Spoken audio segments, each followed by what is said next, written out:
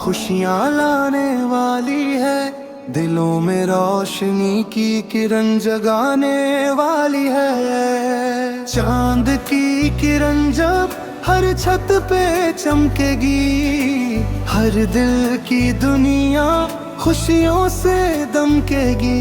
मस्जिदों में गूंजेगी तकबीर की आवाज, सुनेंगे सब कोने, हर दिल करेगा दुआ।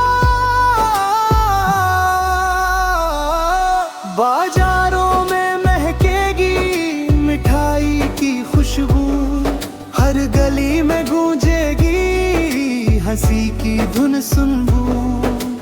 बच्चे खेलेंगे बड़े होंगे मुस्कान से, हर दिल में बिखरेगी प्यार की मिठास से।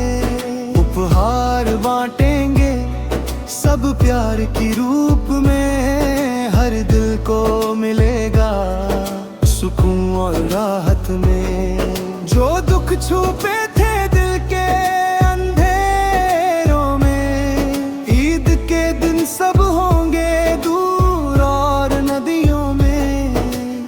घर की छतें सजेंगी रंगीन रोशनी से, हर आँख चमकेगी उम्मीद की रोशनी से।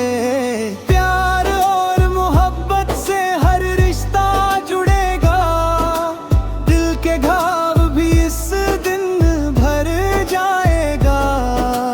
ईद की नमाज के बाद सब मिलकर गले मिलेंगे, रब की रहमत सबके दिल में खिलेंगे। ईद आने वाली है, खुशियाँ लाने वाली है, हर दिल को प्यार का संदेश सुनाने